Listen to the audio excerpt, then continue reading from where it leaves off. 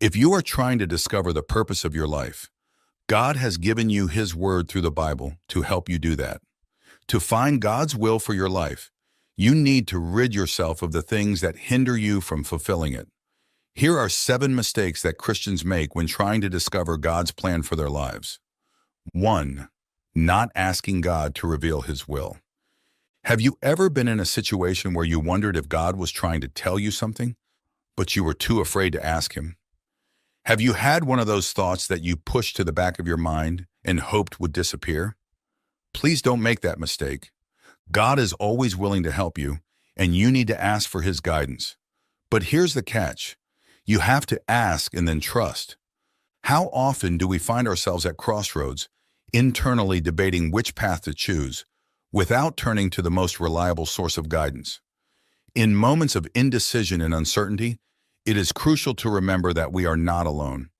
The first step may seem the hardest, simply asking God to reveal His will. Lewis says, God will not leave us without guidance. We are very willing to listen, however, we are often very reluctant to obey. The act of asking is an invitation to a deeper and more confident relationship with God, where true guidance is revealed, strengthening our faith. In Proverbs 3, we are advised, trust in the Lord with all your heart and lean not on your own understanding. In all your ways submit to Him, and He will make your path straight. Trust fully and He will guide us. So do not let fear or hesitation prevent you from asking the most important question. Lord, what is your will for my life? Ask that question, and you will open the doors to a new destiny, where every step is guided by God's sure hand.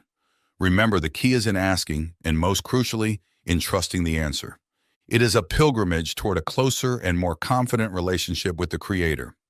2. Not giving God time to answer. When you ask God to reveal His will, it may not happen immediately. It may take years or even decades for His promises to be fulfilled. In our quest for God's will, we often expect quick and clear answers. But God's timing is not our timing. Patience is indeed an essential component of faith. Waiting for God's guidance is an exercise in trust and submission, a reminder that we are not in control. But there is a greater and more perfect plan being woven, even if we don't see it. Lewis, in exploring the nature of time and divine patience, wrote, "The future is something which everyone reaches at the rate of 60 minutes an hour, whatever he does, whoever he is. Each moment is a piece of the great mosaic of our life, carefully placed by God, with a purpose that we often only understand later." The example of Abraham is one of the most powerful about waiting on the Lord. In Genesis 17, when God promises a son to Abraham, already at 99, and to Sarah, barren at 90, the promise seems beyond belief.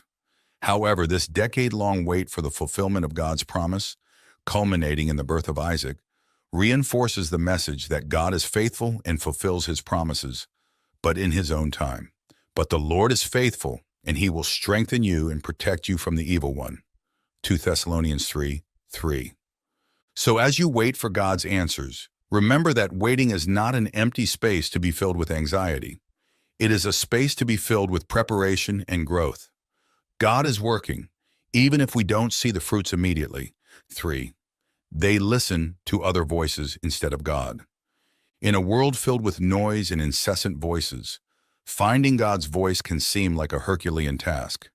The opinions of others, social demands, and even our own expectations can drown out the gentle whisper with which God often speaks to our hearts. It is crucial, then, to learn to distinguish these voices and focus on the one that truly guides and brings peace. You know that phrase, "Sticks and stones may break my bones, but words can never hurt me"? It's not true. Words hurt, and if you pay attention to what you're saying, you'll realize you're actually hurting yourself. In today's world, people are surrounded by many voices. We have thousands of voices clamoring for us to listen to them. Unfortunately, many of these voices distract us from hearing God's voice. C.S. Lewis touches on this point insightfully in his writings, highlighting the importance of being attentive to external influences. In one of his reflections, he observes, "It is what comes out of a man that defiles him." It is dangerous to allow external voices to shape our inner selves, to the detriment of the inner voice, the one that echoes divine truth. The Bible offers clear guidance on how we should proceed amid so many voices. In John 10:27, Jesus says, "My sheep listen to my voice. I know them, and they follow me." This verse not only reinforces the importance of listening to God, but also assures us that, as His sheep, we are capable of recognizing His voice among many others. When you find yourself surrounded by multiple voices clamoring for your attention, take a pause and ask yourself, am I listening to the voice that truly matters? Seeking moments of silence and reflection can help you tune in to God's voice, which always seeks to guide you to paths of peace and truth. How can you today lower the volume of distractions and amplify the voice that guides and comforts? 4. Lack of faith to take a leap of faith. Taking a leap of faith is like walking on water on a starless night. You know the direction, but you can't see the path. This act of trust transcends immediate understanding and challenges us to move beyond the comfort of the known. Fear of the unknown is natural, but it should not be a hindrance when we feel the call to move forward. C.S. Lewis, in his Reflections on Faith and Doubt, once said, "Faith is the art of holding on to things your reason has accepted, despite your changing moods." We need to stand firm in what we know to be true, even when our emotions are unstable and the path ahead seems uncertain. The story of the rich young ruler, as narrated in Mark 10, is a powerful illustration of the struggle between the desire to follow Christ and the attachment to earthly securities. Jesus challenged him to take a leap of faith, to abandon his riches in exchange for treasure in heaven.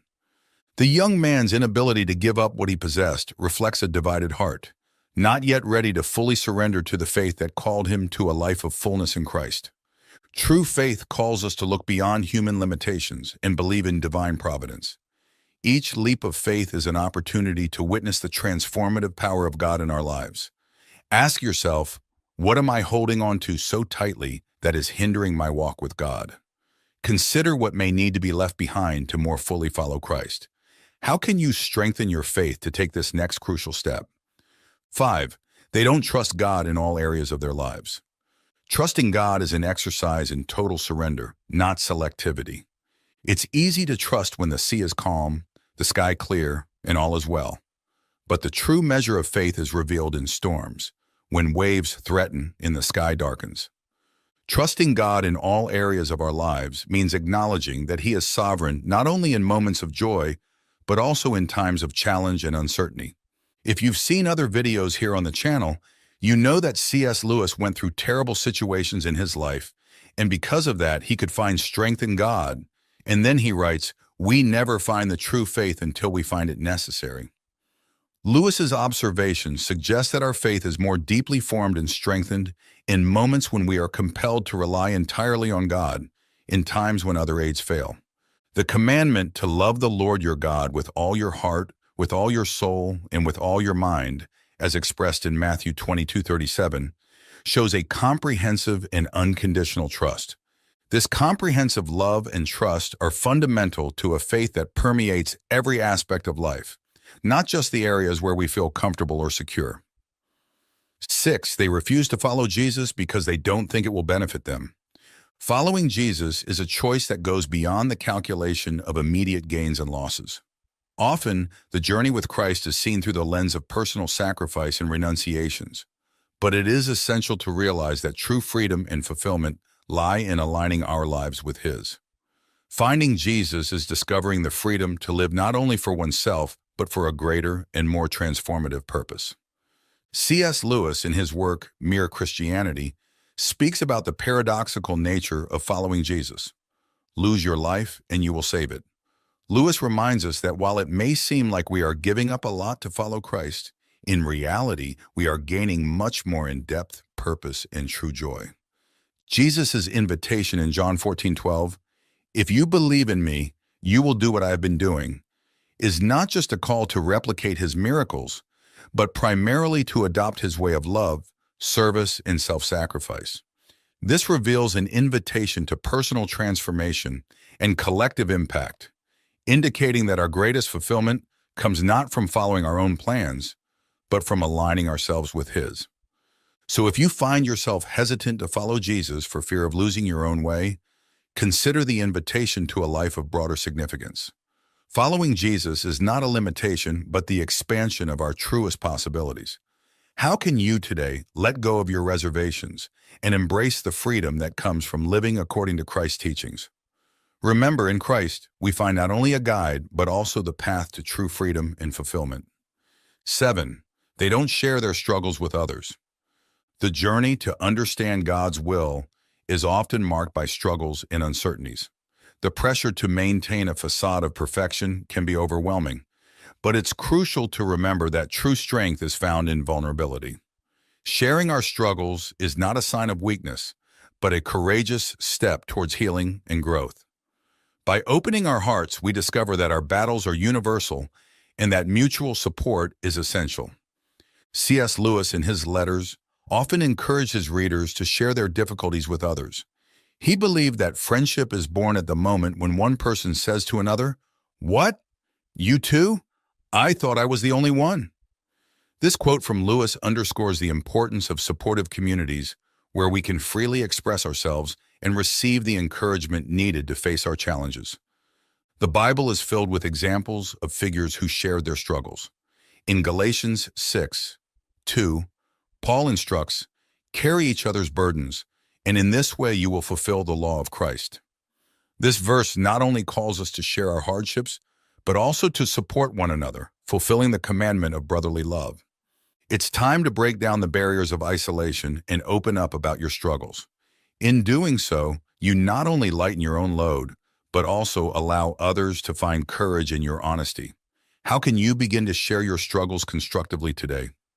Remember, in each sharing, there is an opportunity to strengthen not only yourself, but also the community around you. As we reflect on the 7 mistakes Christians make when trying to discover God's plan for their lives, we are reminded that our faith journey is filled with lessons and opportunities to grow closer to God. Each of these mistakes points to a fundamental truth: our need to develop a deep and confident relationship with the Creator. From openly asking for His will to the courage to share our struggles with others, every step we take toward a more authentic and dependent faith brings us closer to the heart of God. The journey to discover God's plan for our lives is not made of immediate answers or easy paths, but of a continuous commitment to seek, trust, and obey the Lord in all circumstances. Therefore, I encourage you to reflect on these mistakes not as failures, but as reminders to realign our hearts and minds with God. May this video serve as an invitation for you to examine your own life of faith. Recognize where you may be hesitant to fully surrender, and take conscious steps to strengthen your relationship with God. Remember, the path to understanding divine will is a journey of constant dialogue with God, learning in His Word, and communion with the community of faith. May each step you take be guided by the light of God's truth and the comfort of His eternal love. May you find courage, wisdom, and strength in the certainty that even in moments of doubt and challenge, God is with you, guiding every step of the way.